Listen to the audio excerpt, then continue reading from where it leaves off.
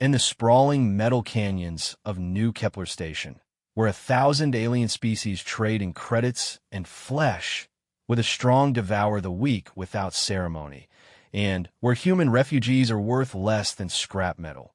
A small figure moves through the shadows. Her name is Maya, and she carries within her frail frame the last ember of a dying species. The Galactic Council declared humanity economically obsolete 3 cycles ago. Earth burns behind blockaded space, its children scattered across hostile worlds like seeds on barren ground. Most don't survive their first winter in exile. But Maya has. For 18 months, this 7-year-old has navigated alien streets where the very air tastes of copper and desperation, where merchant lords sell breathing permits by the hour, and where a human child alone is seen as easy prey. She has learned to steal food from beings with 3 times her strength, to hide in ventilation shafts when station guards conduct their cleansing sweeps, and to silence her cries even when the hunger claws at her belly. She doesn't know she's about to meet Captain Jake Morrison, a former Earth defense pilot turned cargo hauler, whose own daughter died in humanity's final evacuation. She doesn't know that her survival has already become legend in the underground networks that still whisper of human resilience. She doesn't know that in her small hands lies the key to something the galaxy has never seen before, proof that when you strip everything away from a human, when you take their world, their family, their hope, what remains is not weakness. What remains is something that will make the stars themselves tremble. The hunt for humanity's future begins with a simple question asked on a cold alien street. Want to come home? Captain Jake Morrison set down his coffee cup with the careful precision of a man who had spent too many years drinking synthetic stimulants in zero gravity. The cargo manifest on his datapad made for depressing reading.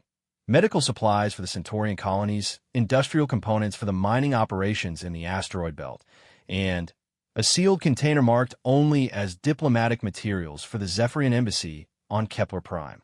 No mention of anything destined for human colonies, because there weren't any human colonies left to supply.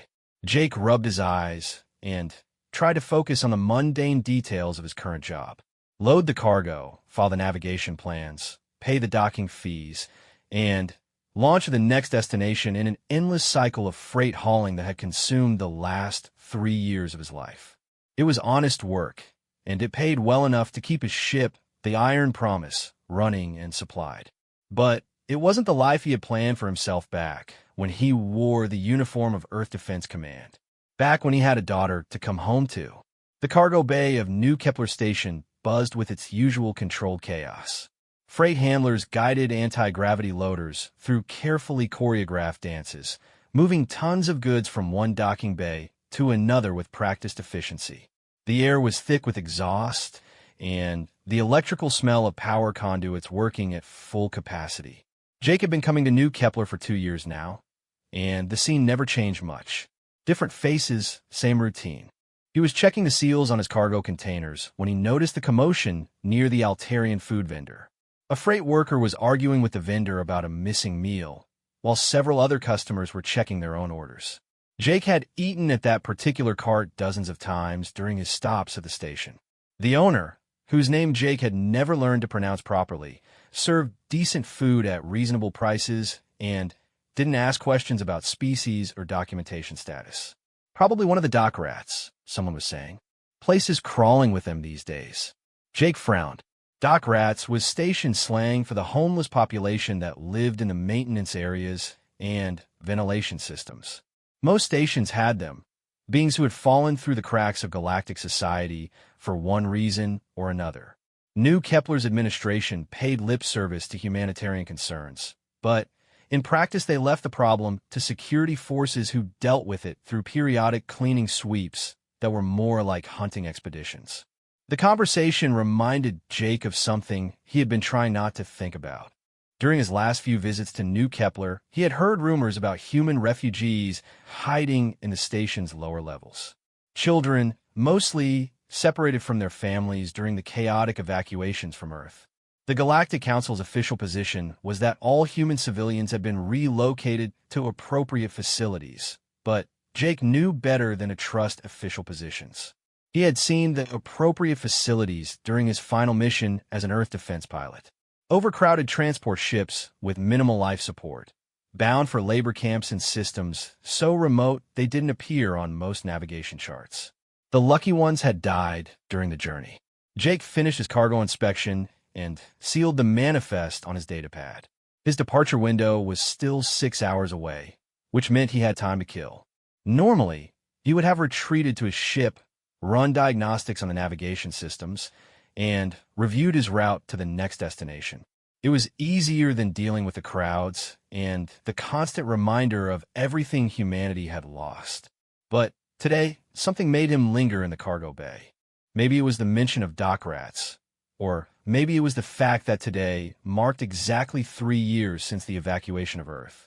3 years since he had last seen his daughter Emma's face, heard her laugh, felt her small arms around his neck when he tucked her in at night. Jake wandered through the cargo bay without any particular destination in mind. He nodded to freight workers he recognized from previous visits, exchanged professional courtesies with other ship captains, and tried to ignore the hollow feeling that had taken up permanent residence in his chest. The crowds were lighter than usual, probably due to the increased security sweeps he had noticed during his approach to the station. He was passing a cluster of shipping containers near the main entrance when he heard it. A small sound, barely audible over the ambient noise of the cargo operations. It might have been the squeak of metal settling under load, or the whisper of air through a loose ventilation grate. But something about the sound made Jake pause and listen more carefully. There was again a soft scraping noise coming from somewhere behind the containers. Jake moved toward the sound, stepping carefully to avoid making noise on the metal decking. His years as a military pilot had taught him to trust his instincts, and right now his instincts were telling him that something was hiding in the shadows between the cargo containers. He rounded the corner of a particularly large shipping unit and stopped short.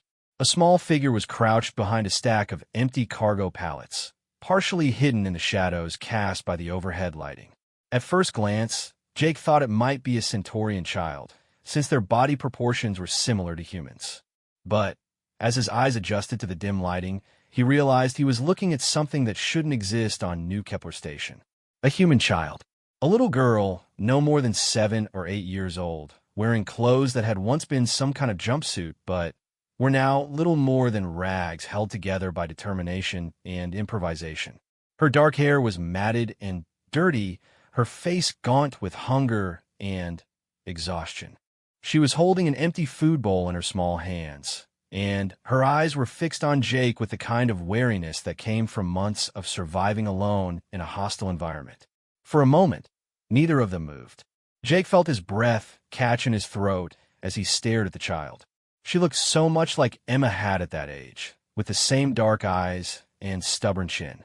But where Emma had been bright and laughing and full of questions about the universe, this little girl was a shadow of what a child should be, marked by deprivation and fear. "Hey there," Jake said softly, keeping his voice as gentle as possible. He didn't want to spook her into running. "What's your name?" The child didn't answer, but she didn't run either. She studied Jake with those dark eyes, taking in his appearance and probably trying to determine whether he represented a threat or an opportunity. Jake realized he was holding his breath, afraid that any sudden movement would send her fleeing back into whatever hiding place she had emerged from. "It's okay," Jake continued, slowly lowering himself into a crouch so that he was closer to her eye level. "I'm not going to hurt you. Are you hungry?" The mention of food caused a subtle change in the girl's posture.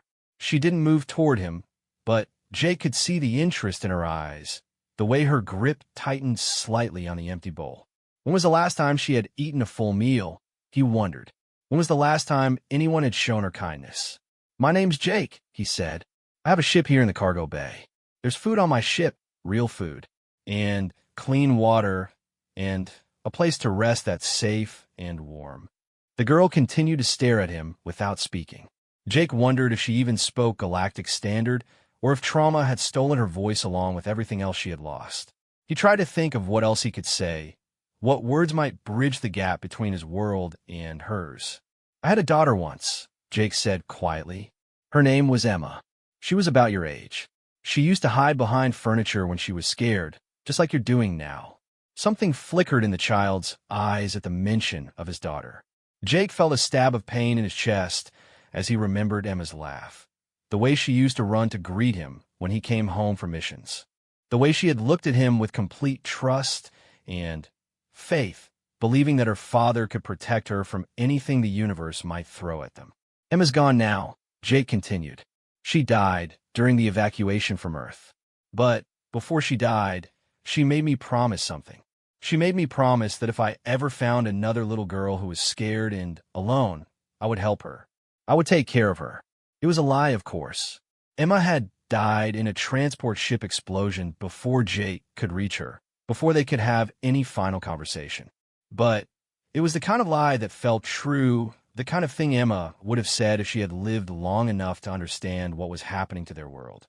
The girl's lips moved slightly, as if she were trying to speak, but couldn't quite form the words. Jake waited patiently, giving her time to find her voice or decide whether she trusted him enough to break her silence.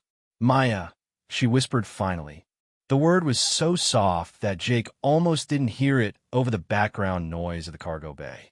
Maya, Jake repeated. That's a beautiful name. I'm pleased to meet you, Maya.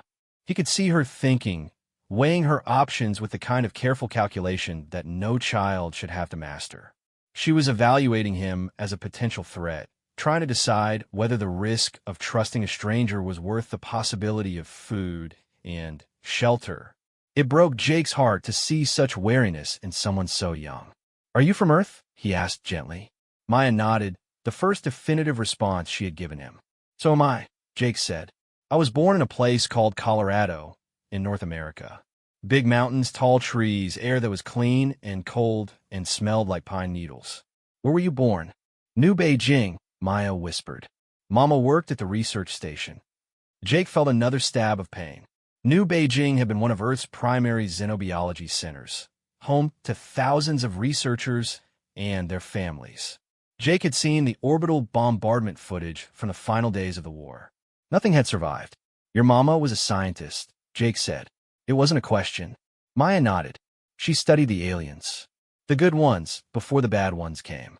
The simple innocence of the statement hit Jake like a physical blow. Before the war, humanity had been on the verge of true integration with the galactic community. There had been cultural exchanges, joint research projects, trade agreements that promised a bright future among the stars.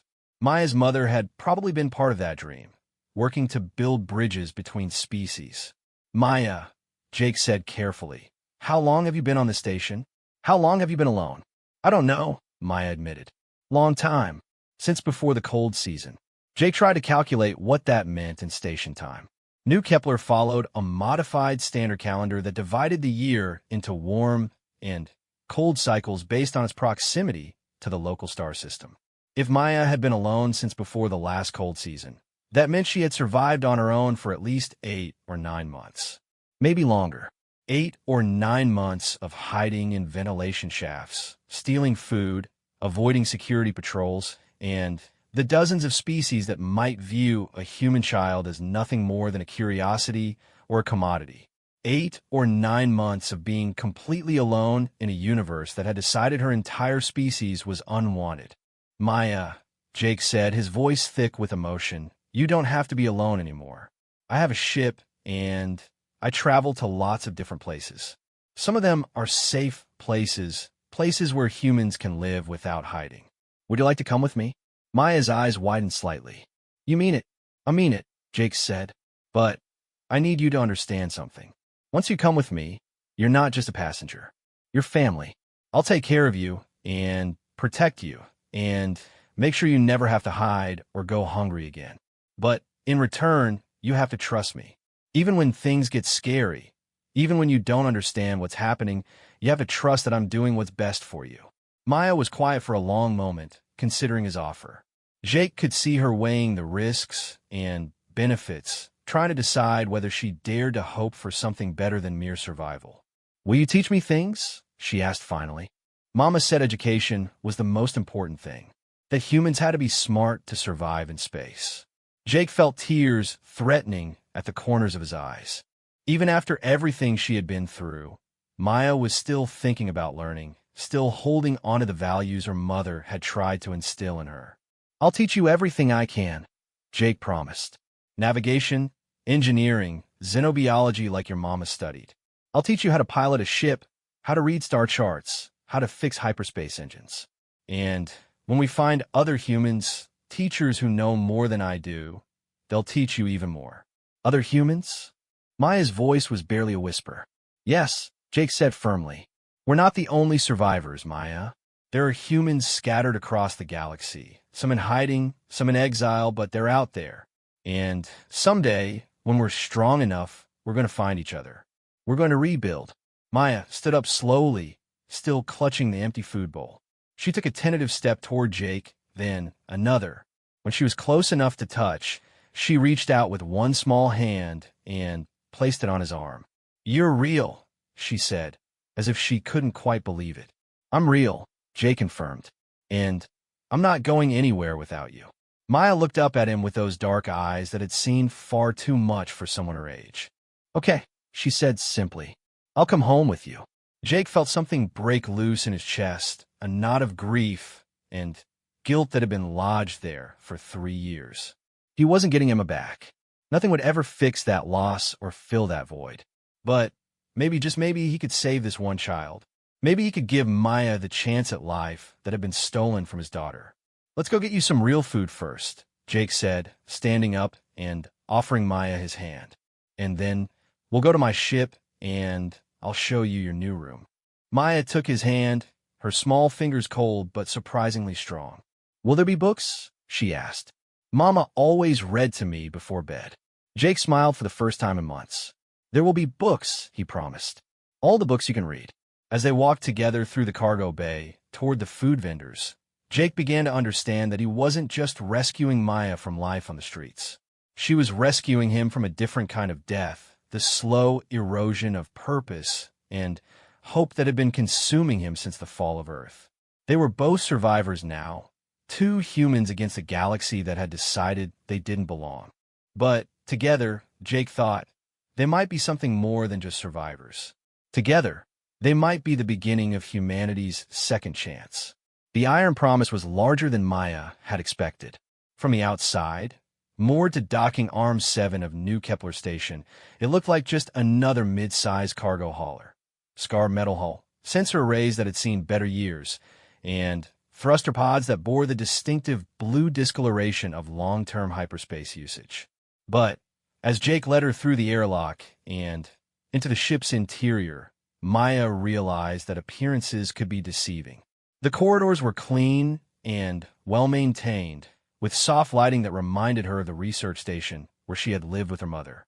The air smelled of recycling systems and ozone, but underneath it there was something else, the subtle scent of human occupation, of someone who had made this metal shell into a home. "Welcome aboard," Jake said, sealing the airlock behind them. "I know it's not much to look at, but she's reliable. Never missed a hyperspace jump in the 5 years I've owned her." Maya nodded, though she was having difficulty processing the idea that she was actually inside a spacecraft.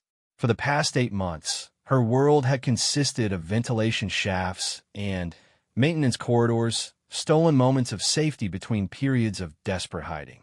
The concept of being somewhere she was actually wanted, where she didn't have to fear discovery, was almost too large for her mind to grasp.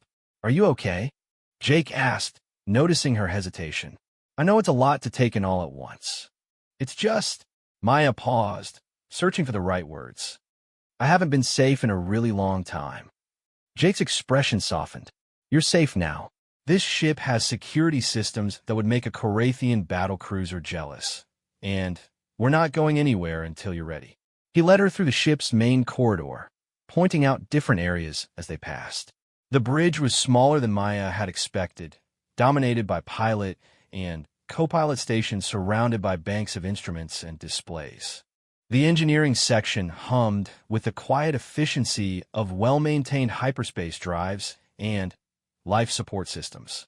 There was a small medical bay, a communication center, and what Jake described as the common area, where he took his meals and spent his off-duty time. "Here's where you'll be staying," Jake said, stopping in front of a cabin door near the rear of the ship.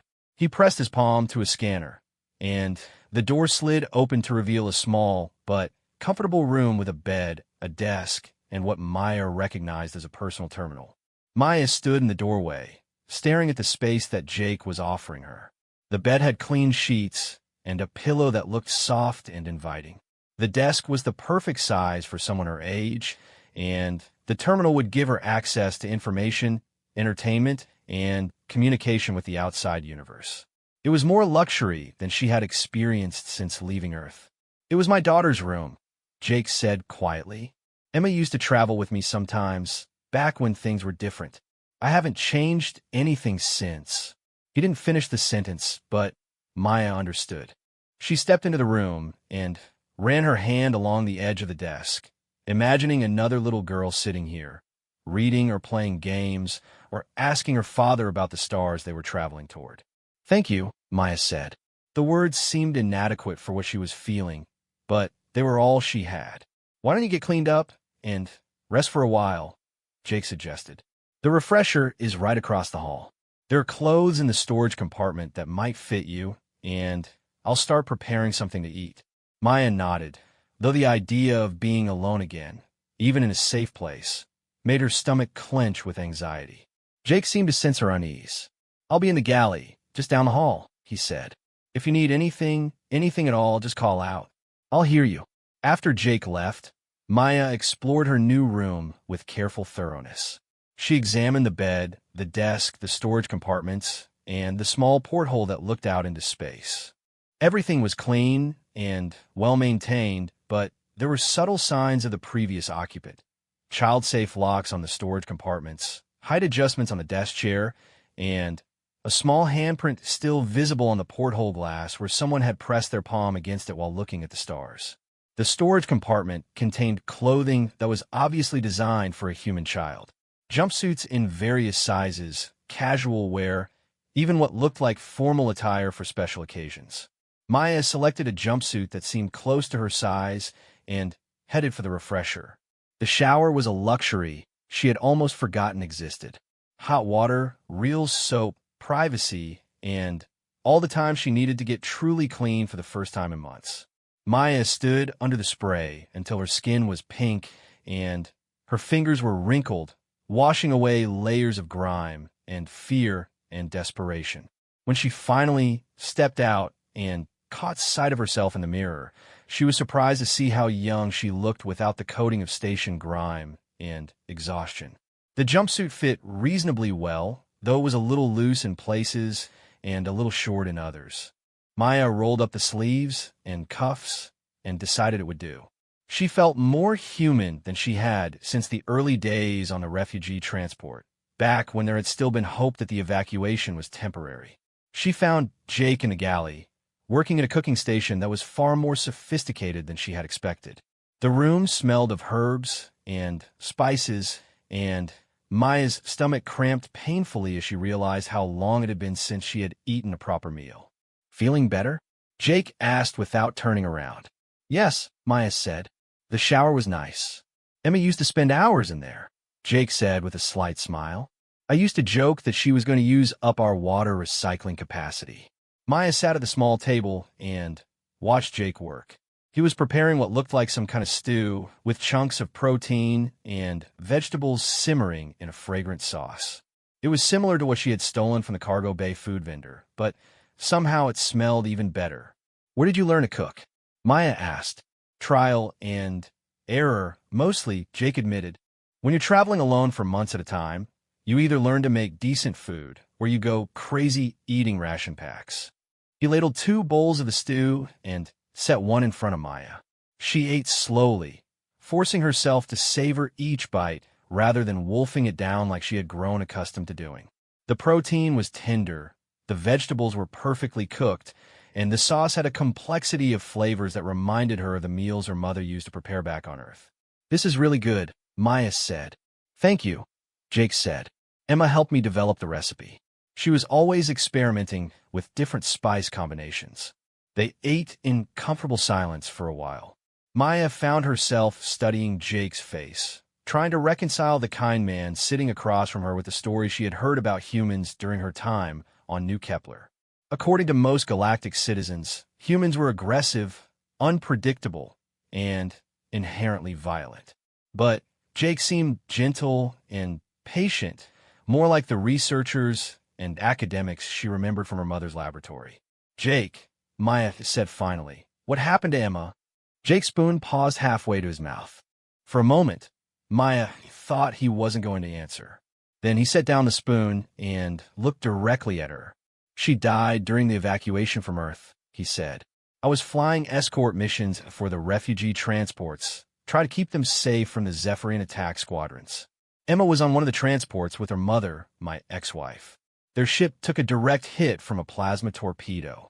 Maya felt a chill run down her spine. She had been on one of those refugee transports, had felt the ship shudder under enemy fire, had seen other vessels explode in bright flowers of flame and debris. "I'm sorry," Maya said. "So am I," Jake said. "Every day, I think about what I could have done differently. Whether I should have insisted they stay on Earth, whether I should have been flying closer escort, whether I should have ignored my orders and gone after their ship when it was hit. Would that have saved her?" Jake considered the question for a long moment. "No," he said finally. "Probably not. But at least I would have tried." Maya finished her stew and set down her spoon. "My mama died too," she said. "On the transport ship before we got to New Kepler. There was a sickness and the medical supplies ran out. I'm sorry, Maya. No child should have to go through what you've been through." "Mama said humans were strong," Maya said. "She said we came from a world that tried to kill us every day with storms and diseases and predators, and that made us tough. She said that's why the other species were afraid of us." Jake nodded slowly. "Your mother was right. Humans are survivors. We adapt to impossible situations. We find ways to keep going when any rational being would give up. That's how you survived 8 months alone on that station." "But the Galactic Council said we were too dangerous," Maya said.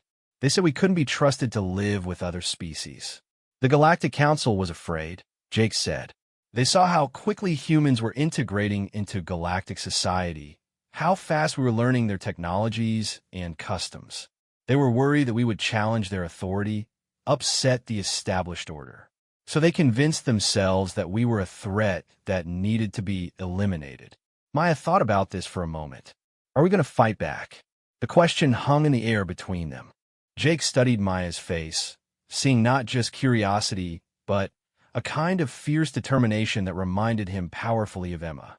"Someday," Jake said carefully, "when we're strong enough, when we have enough people, when we can do it without getting everyone killed.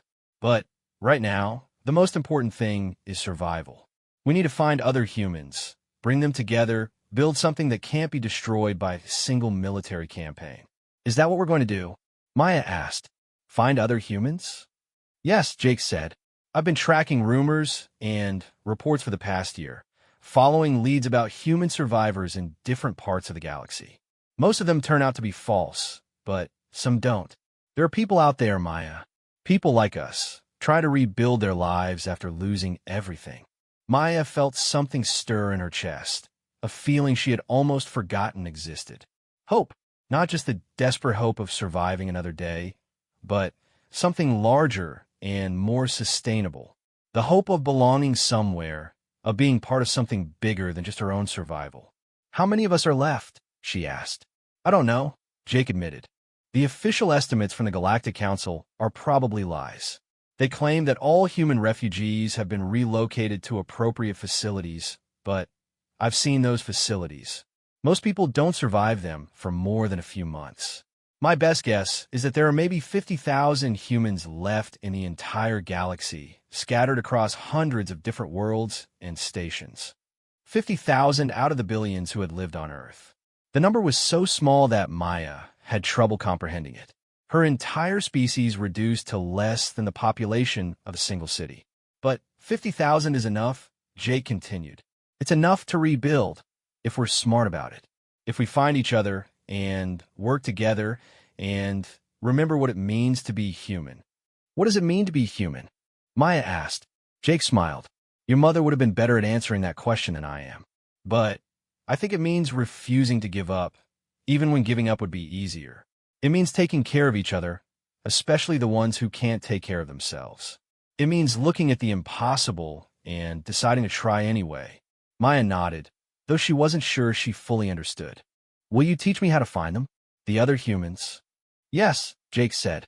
I'll teach you everything I know about navigation, communication systems, data analysis, and investigation techniques.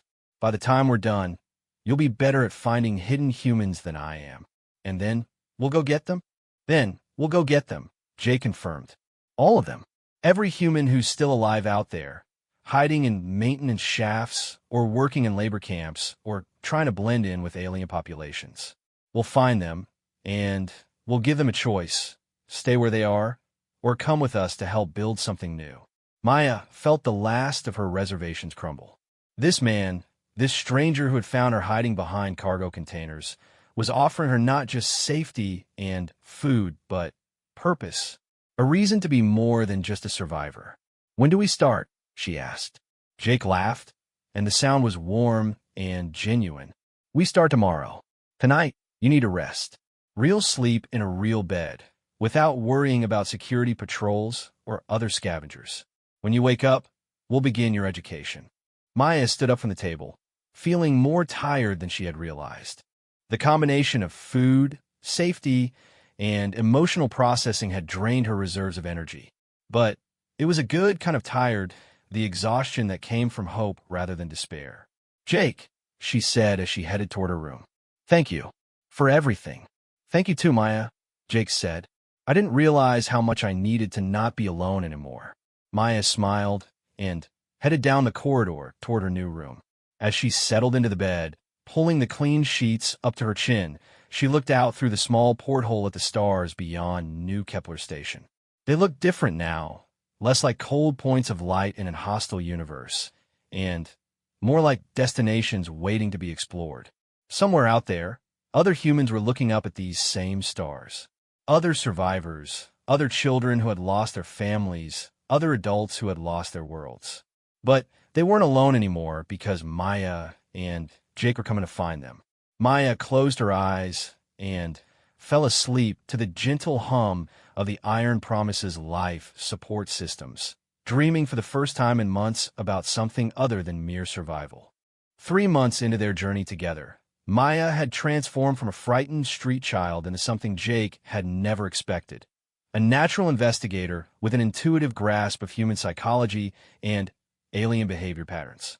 She absorbed information like a sponge, asking questions that often made Jake reconsider his own assumptions about survival in post-Earth space. The Carathian merchant data doesn't match the shipping manifests, Maya said, looking up from the portable computer Jake had set up for her in the Iron Promise's common area. According to the official records, the transport ship, New Hope, was carrying industrial equipment to the Tau Ceti mining colonies. But the merchant's private communications mentioned special cargo and discretionary handling fees. Jake leaned over her shoulder to examine the data streams she had been analyzing. Maya had become frighteningly good at slicing through encrypted communications and cross-referencing shipping databases with passenger manifests and customs records. Her young mind seemed to make connections that Jake's more methodical approach often missed. What kind of special cargo? Jake asked. That's what I can't figure out, Maya said, frustration evident in her voice. But look at this. The New Hope made an unscheduled stop at Kepler Station 6, stayed for less than 4 hours, and then continued to Tau Ceti with a significantly reduced mass signature. Whatever they picked up at Kepler 6, they dropped off at the mining colony. Jake felt a familiar mixture of hope and dread building in his chest.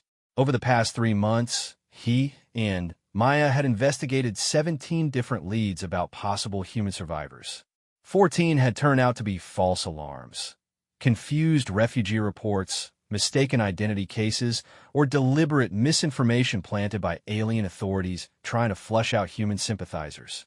2 had led to confirmation that the humans in question were already dead, casualties of mining accidents or medical emergencies in facilities that had no interest in keeping their human workers alive.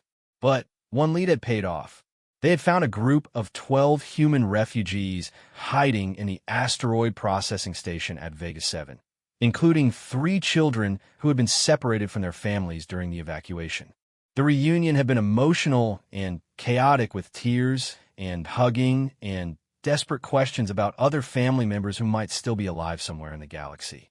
Jake had left the Vega 7 survivors with a better-equipped ship and enough supplies to start their own search operations. 12 humans had become 24 potential rescuers, doubling the resources available for finding and extracting other survivors. It was a small victory, but it proved that Jake's plan could work. "The mass signatures are interesting," Jake said, studying Maya's analysis. "If they picked up people at Kepler-6 and dropped them off at the Tau Ceti colony, we're looking at maybe 15 to 20 individuals. That would be consistent with a small group of refugees. But why would Carathian merchants be involved?" Maya asked. "I thought most aliens were afraid to help humans." "Most are," Jake confirmed. "But there are always exceptions. Some aliens genuinely disagree with the Council's policies, and others are motivated by profit rather than politics.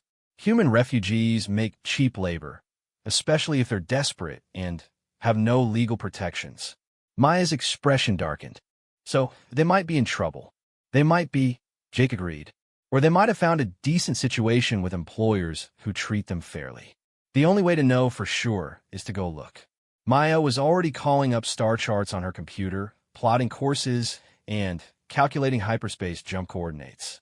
Jake watched her work, still amazed by how quickly she had mastered skills that had taken him years to develop during his military service. Maya had an intuitive understanding of three-dimensional navigation that seemed to transcend formal training. "Tau Ceti is 6 days from our current position," Maya reported. "But if we want to investigate Kepler Station 6 first, to see if we can get more information about the transfer, that adds another 3 days to the trip. What do you think?" Jake asked. "Direct approach or intelligence gathering first?" Maya considered the question seriously.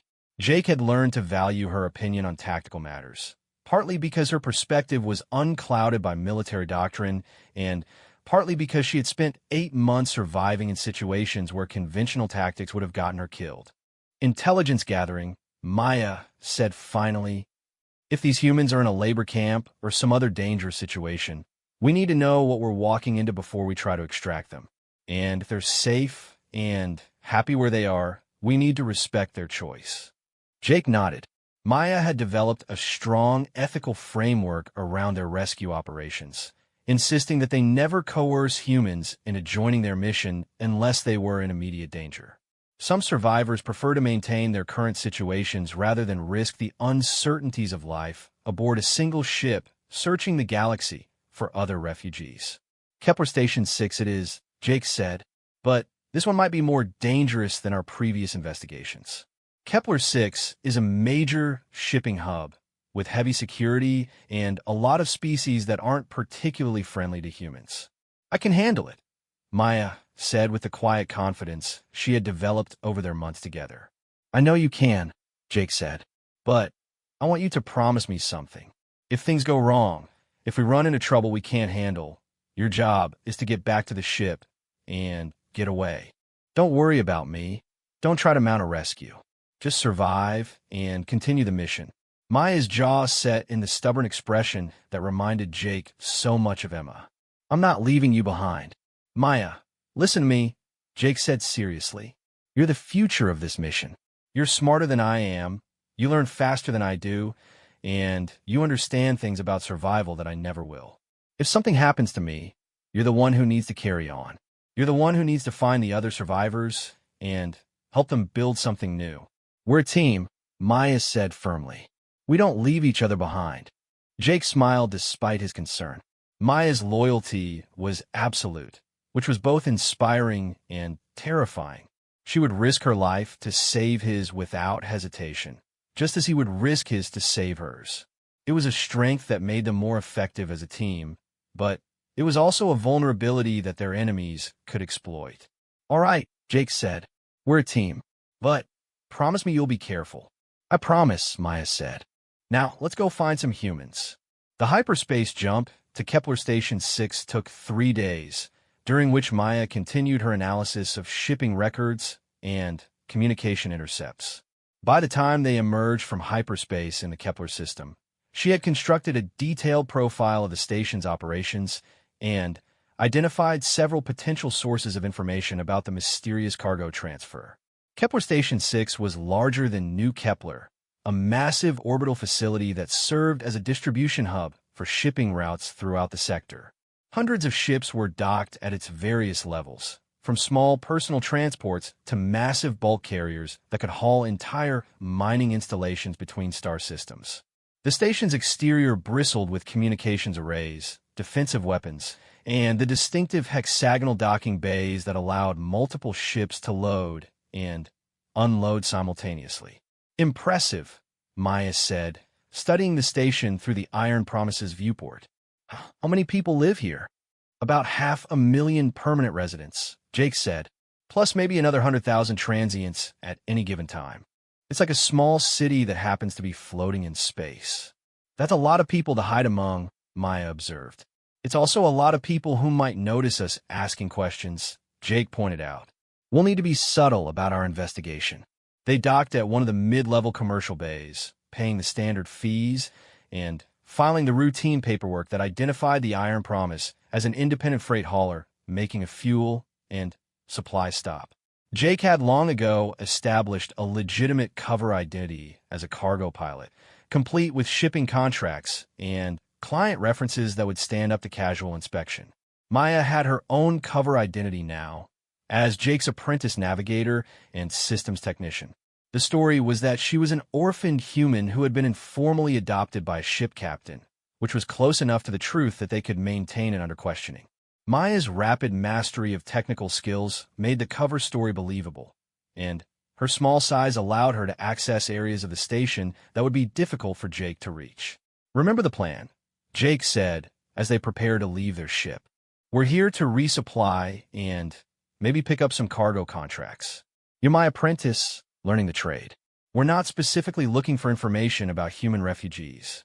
But if the subject comes up naturally in conversation, Maya said, we'll listen carefully and ask follow-up questions. Exactly. And if anyone starts asking too many questions about us, or if you get the feeling that we're attracting unwanted attention, we abort the mission and get back to the ship, Maya finished. I understand. They made their way through the station's commercial district, stopping at supply vendors and shipping offices to maintain their cover story. Maya proved to be surprisingly effective at gathering information through casual conversation with other apprentices and junior crew members. Her youth and apparent innocence made people more willing to talk freely around her. The Carathian merchant you're interested in is probably Slithic the Resourceful, a young Centaurian told Maya while they waited in line at a parts supplier. He's got a reputation for handling unusual cargo, no questions asked. My captain used him once to ship some medical supplies that weren't exactly legal in the destination system. Medical supplies? Maya asked with innocent curiosity. Fertility drugs for a colony that the Galactic Council had marked for population reduction, the Centaurian explained. Slithic charged triple the normal rate, but he got them through customs without any problems. Maya nodded as if this information was merely interesting rather than crucial to their mission. Does he have an office here on the station? Level 15, Section Gamma. But he's not in port right now. His ship left 2 days ago, bound for the Outer Rim territories. Maya thanked the Centaurian and continued with her supply shopping. When she met up with Jake an hour later, she was carrying a bag of replacement parts for their navigation system and a head full of useful intelligence. Slithic the Resourceful, Jake repeated when Maya briefed him. I've heard that name before. He's got connections to some of the less reputable elements in this sector. The Centaurian made it sound like he specializes in morally ambiguous cargo, Maya said. That fits with our theory about human refugees. Let's see what we can find at his office, Jake said. Even if he's not here, his staff might have records or information about recent shipments. Slithic's office was located in a section of the station that catered to independent merchants and small-scale smugglers.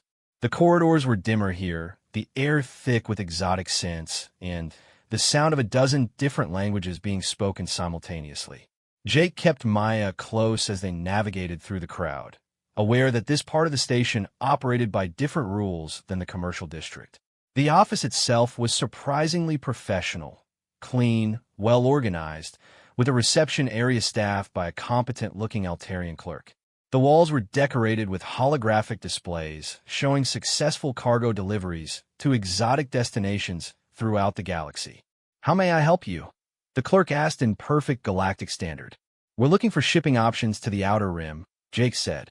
"I heard that Slithic the Resourceful handles specialized cargo." "Indeed he does," the clerk said. "Unfortunately, Mr. Slithic is currently on an extended delivery run and won't be back for several weeks. However, I may be able to arrange alternative shipping through one of our partner organizations." "What kind of specialized cargo does he handle?" Maya asked with the kind of direct curiosity that children were famous for. The clerk's expression became more guarded. "Mr. Slithic provides transportation services for clients who require discretion and reliability. The specific nature of the cargo is typically confidential." "Of course," Jake said smoothly. "We're not trying to pry into anyone else's business. We just want to make sure our cargo would be handled appropriately." "What type of cargo are you looking to ship?" the clerk asked. Jake had prepared for this question. "Specialized research equipment," he said. "Some of it is quite fragile, and some of it requires specific environmental controls. We've had bad experiences with conventional shipping companies." The clerk nodded understandingly. "Mr. Slithic has extensive experience with sensitive scientific cargo. In fact, he recently completed a delivery of biological research specimens to a mining colony in the Tau Ceti system." Maya and Jake exchanged a quick glance. Biological research specimens could easily be a euphemism for human refugees, especially if the clerk was being deliberately vague about the details. "That sounds like exactly the kind of service we need," Jake said. "Would it be possible to get a reference from the client who shipped those research specimens, just to verify that they were satisfied with the service?" The clerk hesitated. "I'm not sure I can provide client references without Mr. Slithic's direct approval. Privacy and discretion are central to our business model." "Of course," Jake said. "We wouldn't want to compromise anyone's privacy. Maybe we could just get some general information about the delivery? Timeline, any special handling requirements, that kind of thing." "I can tell you that it was a rush job," the clerk said.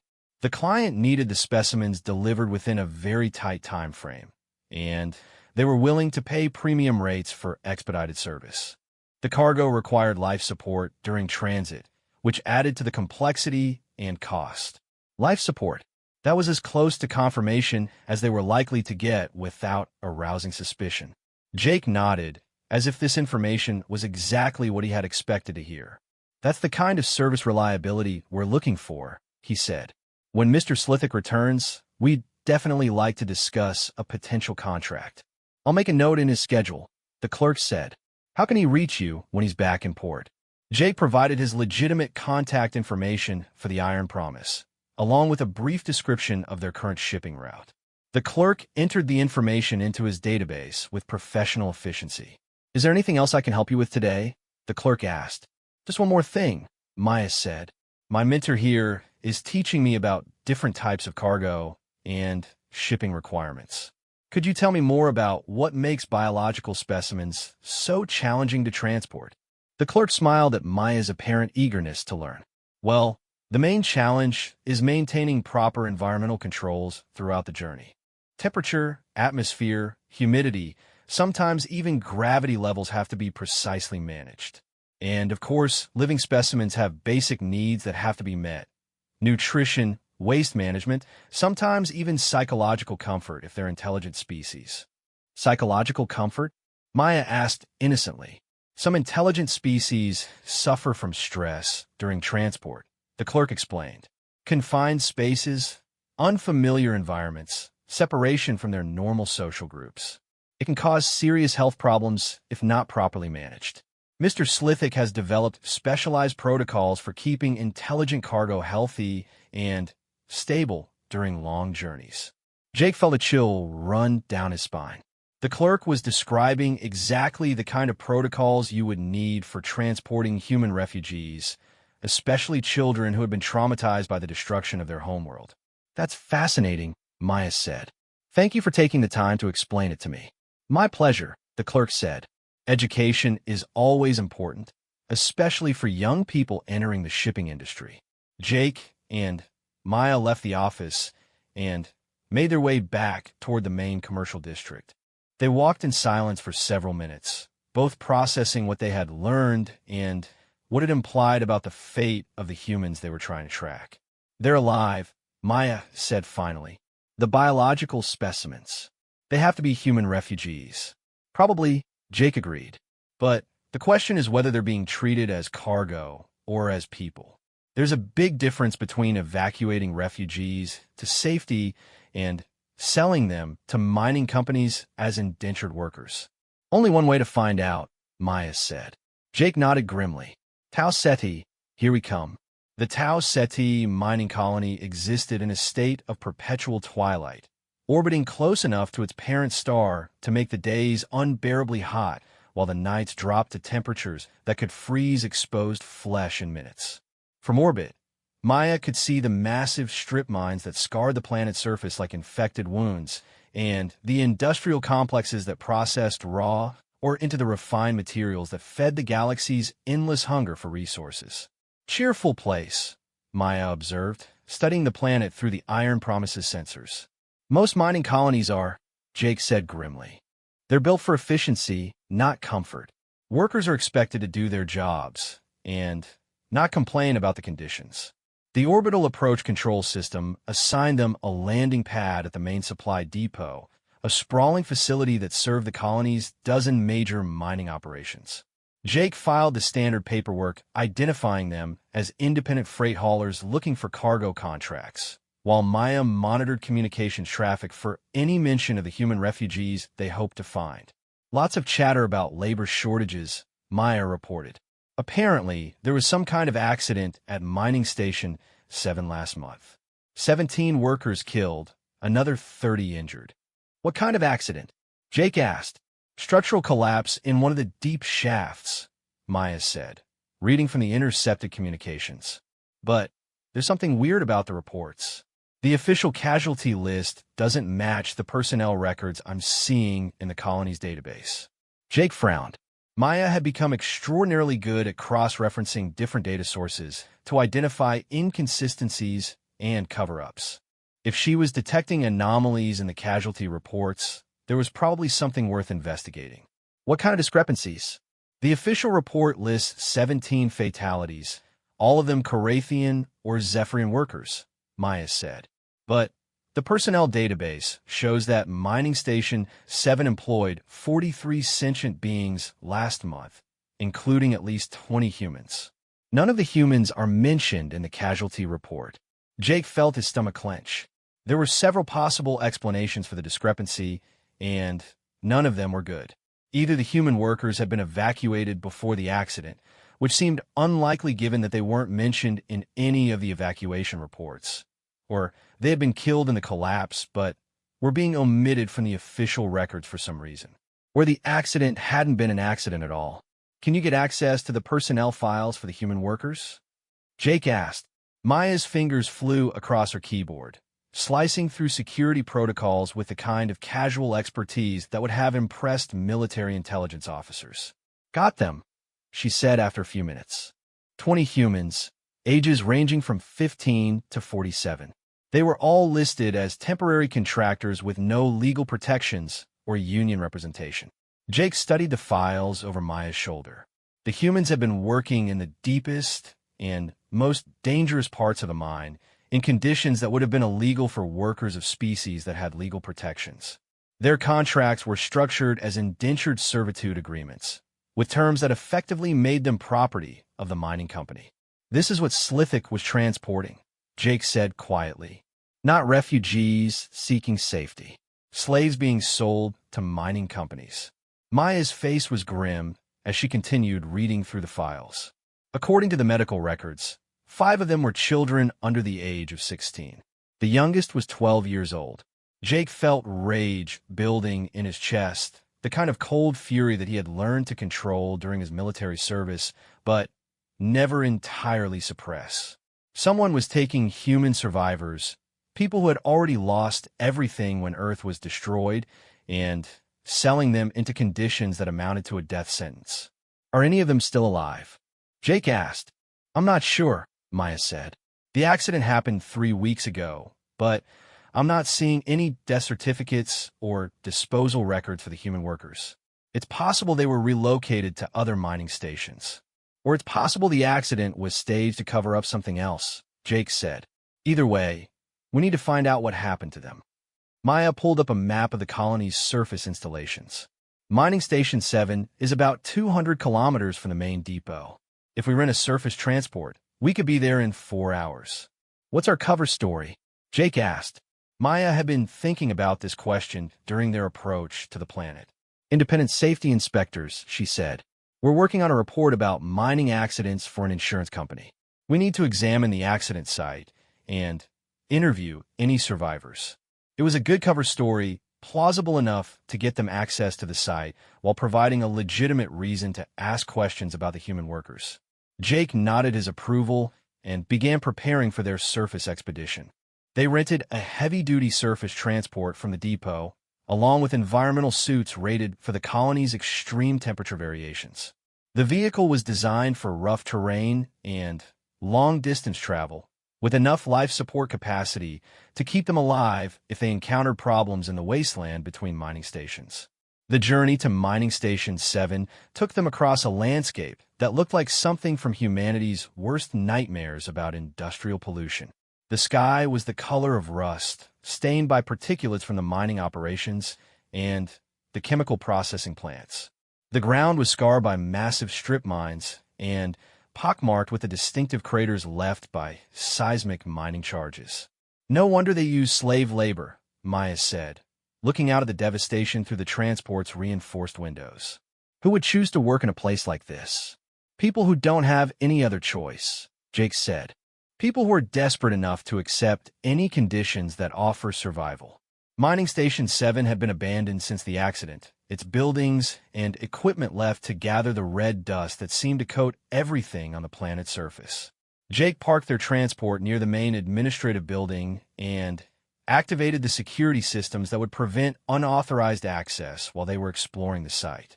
The station's main shaft descended nearly a kilometer into the planet's crust, following a rich vein of rare Earth elements that were essential for hyperspace drive construction. The shaft was wide enough to accommodate heavy equipment, with multiple levels connected by a complex network of tunnels and support structures. Maya's environmental suit was equipped with sensors that could detect trace gases, structural instabilities, and other signs of recent activity.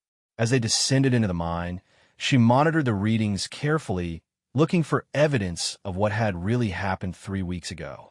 The structural collapse was real, she reported after examining the debris field on level 7. But it wasn't caused by natural geological instability. Look at this. She was pointing to a section of support beam that had been sheared off cleanly, as if it had been cut rather than broken by stress fractures. Jake examined the beam more closely and found similar evidence of deliberate sabotage throughout the collapsed area. Someone wanted this section of the mine to come down, Jake said. The question is whether they were trying to kill the workers or cover up evidence of something else. Maybe both, Maya said. She was studying her sensor readings with a focused intensity that meant she had detected something important. I'm picking up organic residue in this area. Trace amounts of human DNA, but also something else. What kind of something else? I'm not sure, Maya said. The molecular structure is unfamiliar, but it's definitely biological. And whatever it is, there's a lot of it. Jake felt a chill that had nothing to do with the mine's temperature. He had encountered enough alien biology during his military service to know that unknown organic compounds in an abandoned mine shaft were rarely a good sign. Can you identify the source? He asked. Maya continued scanning with her sensors, following traces of the mysterious biological material through the collapsed tunnels. "It's coming from deeper in the mine," she said. "Level 9, maybe level 10. The lower levels of the mine had been sealed off since the accident, marked with warning signs about structural instability and atmospheric contamination. Jake and Maya ignored the warnings and continued descending, following Maya's sensor readings toward whatever secret lay buried in the depths of Mining Station 7. Level 9 was intact, its tunnels and support structures undamaged by the collapse that had destroyed Level 7. But the air was thick with an organic smell that reminded Jake uncomfortably of a slaughterhouse. Maya's sensors were detecting high concentrations of the unknown biological compound, along with traces of human DNA and other organic materials. "There," Maya said, pointing to a side tunnel that branched off from the main shaft. "Whatever we're looking for, it's down there." The tunnel led to a large chamber that had been excavated from the natural rock. Jake's helmet lights revealed equipment that had nothing to do with mining: surgical tables, containment units, and what looked like a biological processing facility. The chamber was filled with the kind of specialized equipment that would be needed for medical research or biological experimentation. "Dear God," Jake whispered as the full scope of what they were seeing became clear. The human workers hadn't been killed in a mining accident. They had been taken to this chamber for something much worse. The surgical equipment showed signs of recent use, and the containment units were filled with organic material that Jake didn't want to identify too closely. Maya was examining one of the workstations with grim fascination. "It's a research facility," she said. "They were conducting experiments on the human workers. Medical experiments." Jake's rage was now so intense that he could barely think clearly. Someone had been using human refugees as test subjects, conducting illegal medical research in the depths of an abandoned mine. The accident had been staged to cover up the evidence when the experiments were complete. "Can you determine what kind of experiments?" Jake asked through gritted teeth. Maya continued examining the equipment and data storage units. "Genetic research," she said. "They were trying to isolate specific sequences from human DNA, something related to our adaptability and survival characteristics." "Why would anyone want human genetic material?" "Because we're the only species that has successfully adapted to every environment we've encountered," Maya said. "Humans can survive on worlds that would kill most other species. We can adapt to extreme temperatures, high radiation levels, toxic atmospheres. Our genetic code contains solutions to survival problems that other species have never solved." Jake felt a new kind of horror creeping over him. Not only were humans being hunted and enslaved, they were being harvested for their biological advantages. Someone in the galaxy had decided that human genetic material was valuable enough to justify kidnapping, experimentation, and murder. "Who's behind this?" Jake asked. Maya was accessing the facility's computer systems, searching for records of who had funded and operated the secret laboratory. "The financial records are encrypted," she said. "But I can see payment transfers from something called the Evolutionary Research Consortium. I've never heard of them." "Neither have I," Jake said. "But we're going to find out who they are and what they're planning." Maya suddenly froze, her attention focused on something she was seeing on one of the computer displays. "Jake," she said quietly, "we need to leave. Right now." "Why? What is it?" "This facility is still active," Maya said. "The experiments weren't completed when the mine collapsed. They were just relocated. And, according to this schedule, the next shipment of test subjects is arriving tomorrow." Jake felt his blood run cold. "More humans?" 15 of them, Maya confirmed, including 6 children. Jake's military training took over, suppressing his emotional reactions and focusing his mind on tactical considerations. They had stumbled into something much larger than a simple rescue operation. This was a coordinated effort to harvest human genetic material, probably involving multiple facilities and dozens of victims. "Copy everything," Jake ordered. "Every file, every record, every piece of data in this system. We need evidence of what's happening here." Maya's fingers flew across the keyboards, downloading terabytes of information to the portable storage units they had brought for their investigation. Jake searched the rest of the facility, looking for any additional evidence or information about the scope of the operation. In a storage room adjacent to the main laboratory, Jake found something that made his heart stop. Stasis pods, dozens of them, containing what appeared to be biological samples preserved in some kind of suspended animation. But as he looked more closely, Jake realized that these weren't just samples. They were people, humans, including several children, suspended in artificial comas while their bodies were slowly harvested for genetic material. Some of them were still alive. "Maya," Jake called, "I need you to see this." Maya joined him in the storage room and stared at the stasis pods with a mixture of horror and determination. "Can we wake them up?" she asked. "I don't know," Jake said. "This kind of medical equipment is way beyond my expertise. We need a qualified doctor, and even then, there might be complications from whatever drugs they're using to keep them sedated. We can't just leave them here," Maya said firmly. "No, we can't," Jake agreed. "But we also can't carry all of them back to our ship, and if we start waking them up randomly, we might kill them." Maya studied the stasis pods more closely, reading the displays that monitored each victim's vital signs and medical status. "This one," she said, pointing to a pod containing a boy who appeared to be about 12 years old. "His readings are stronger than the others. If we're going to try to wake someone up, he's our best chance of success." Jake examined the boy's pod and the associated medical equipment. The controls were labeled in Galactic Standard, with what appeared to be straightforward procedures for gradual revival from stasis. It was risky, but probably less risky than leaving the boy in suspended animation indefinitely. "All right," Jake said, "but we do this carefully. If his condition deteriorates at all, we abort the procedure and try a different approach." Maya began the revival process, following the equipment's automated protocols while Jake monitored the boy's vital signs on the medical displays. It took nearly an hour for the drugs to clear his system and his body temperature to return to normal ranges. When the boy's eyes finally opened, Jake was ready with water and basic medical supplies. "Hey there," Jake said gently. "You're safe now. We're here to help you." The boy's eyes were unfocused and confused, but he managed to speak in a weak voice. "Where am I?" "You're in a mining colony called Tau Ceti 7, Maya said. "But you're not going to be here much longer. We're going to get you out of here." "The others," the boy whispered. "There were others with me." "We know," Jake said. "We're going to help them too. But first, we need to make sure you're strong enough to travel." Over the next few hours, Maya and Jake helped the boy recover from his extended time in stasis. His name was David. He was 13 years old, and he had been separated from his family during the evacuation from Earth. He had been living on the streets of a space station called Meridian 5 when he was captured by what he thought were relief workers offering to help human refugees.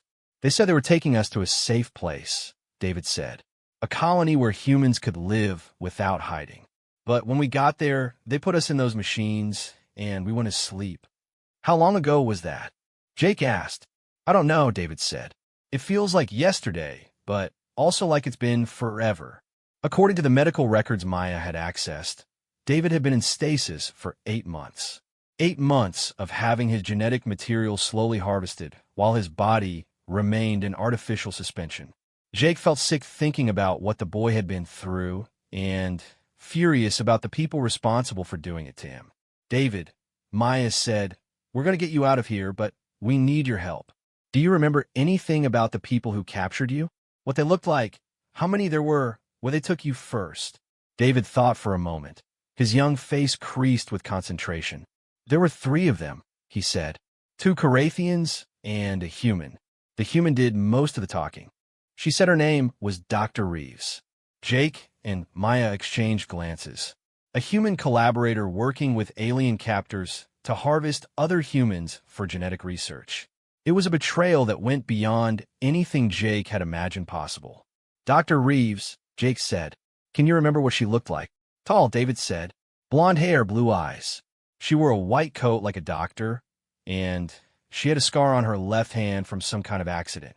Maya was already searching through the facility's personnel records, looking for any mention of someone matching David's description. "Here she is," she said. "Dr. Miranda Reeves, formerly of the Earth Xenobiology Institute. According to these records, she's the director of research for the Evolutionary Research Consortium." Jake felt pieces of a larger puzzle falling into place. Dr. Reeves was using her knowledge of human biology to help alien researchers harvest genetic material from human survivors. She was providing scientific expertise for what amounted to genocide disguised as medical research. "We need to stop her," Maya said. "We will," Jake promised. "But first, we need to get David and the others out of here. And we need to warn the 15 humans who are supposed to arrive tomorrow." Maya nodded and began preparing the other stasis pods for revival. It would take hours to safely wake up all the prisoners, and they would need medical attention and time to recover before they could be moved. But Jake was determined not to leave anyone behind. As they worked to revive the other prisoners, Jake began planning their next moves. They would evacuate all the survivors to the Iron Promise, document everything they had found, and begin tracking down Dr. Reeves and the Evolutionary Research Consortium. This was bigger than a simple rescue operation now. This was the beginning of a war for the future of humanity, and for the right to exist as something more than raw material for alien research projects.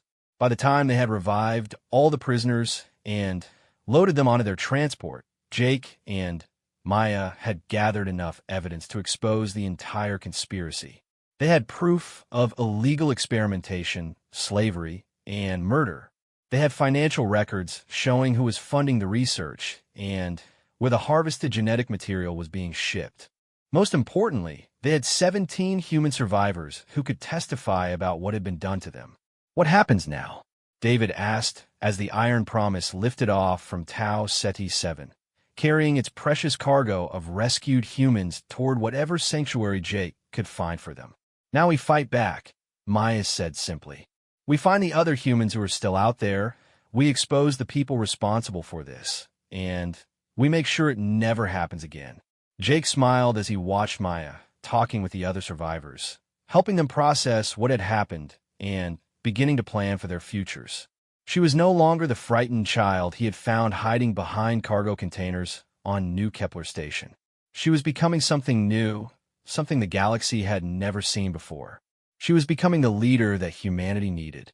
The Iron Promise set course for the next phase of their mission, carrying its cargo of survivors toward a future where humans would be more than just victims, where they would be the architects of their own destiny among the stars. The hunt for humanity's future had only just begun.